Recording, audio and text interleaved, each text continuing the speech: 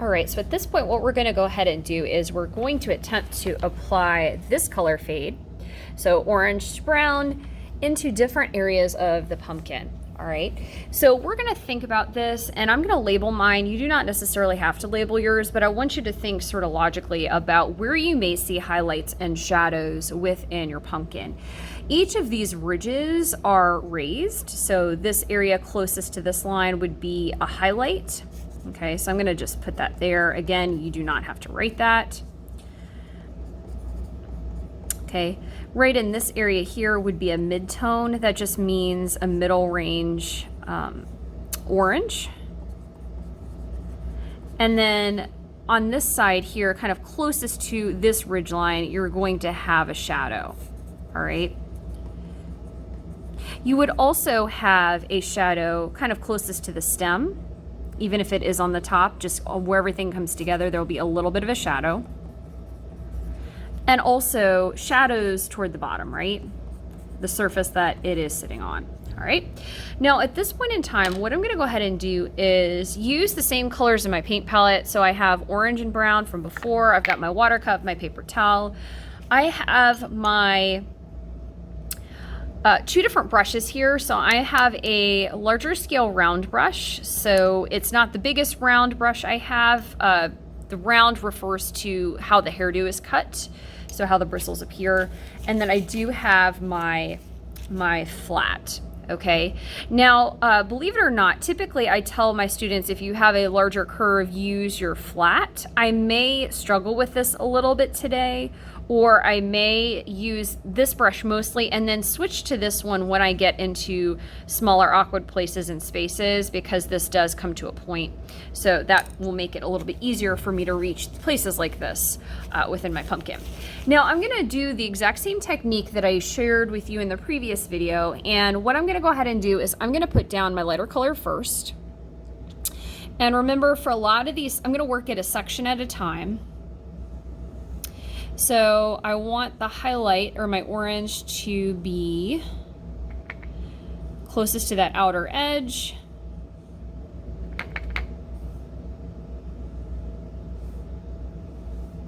And as I go kind of across my pumpkin here, this pumpkin ridge, I'm gonna fade it out. So I am generous with that paint. It's super goopy, super wet. Okay, I'm gonna switch brushes right in here, because I know that if I don't switch to something, to my round brush, I'm going to paint outside of the line. So I'm gonna add a little bit of that there, okay? Now, at this point, what I'm gonna go ahead and do is, this is very wet still, so I wanna work it while it's wet. And again, I'm just doing a section at a time. I'm gonna pick up my brown out of my paint palette, okay? And I am going to work it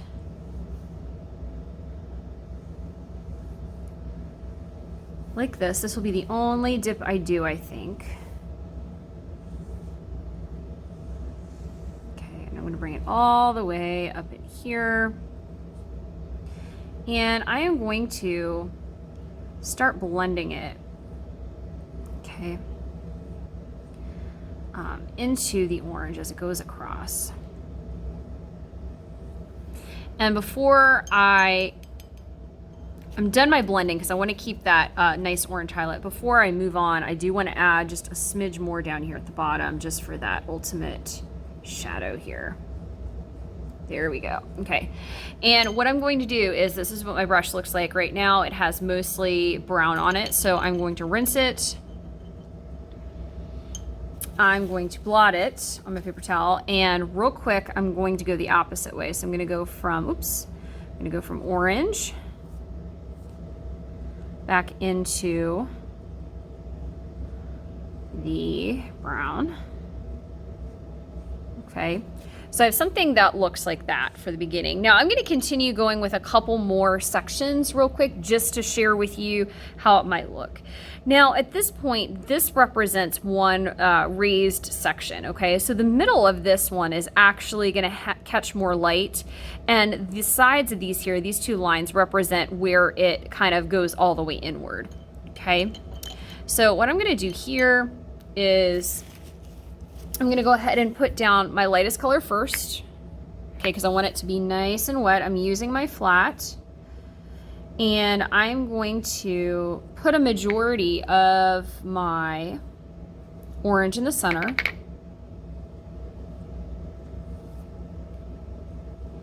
And I want to keep that orange kind of gloppy, right? And I want it to be wet so that I can blend it with my darker color. Okay, so this is going to be nice. It's nice and thick. It's going to be wet. All right. Now, at this point in time, what I'm going to go ahead and do is I'm going to pick up my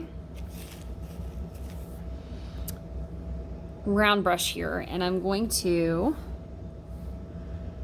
just right here add a little bit of that brown right at the seam.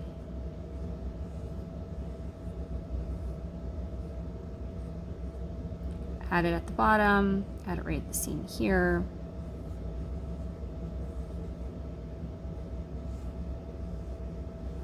I'm gonna add it right in there.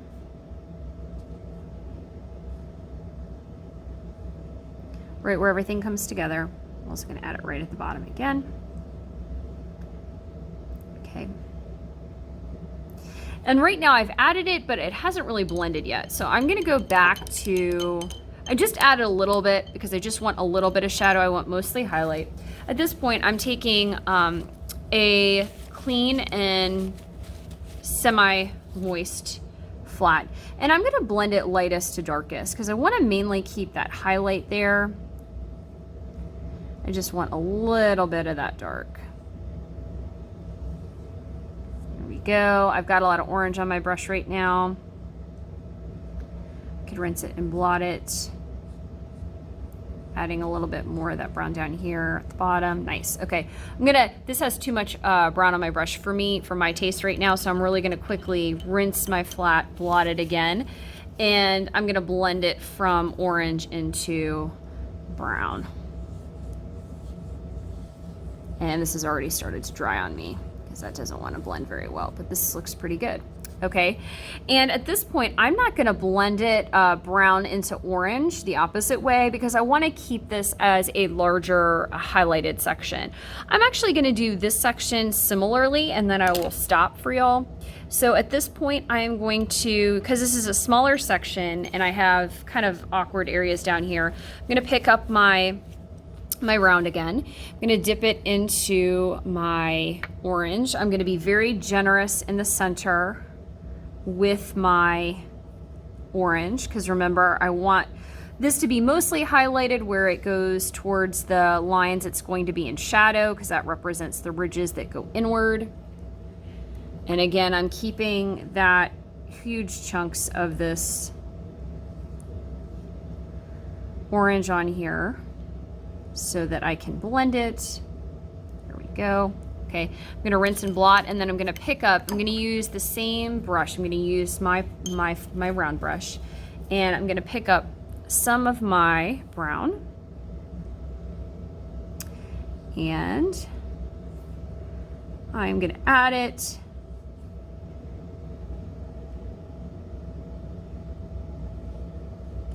right at the seam.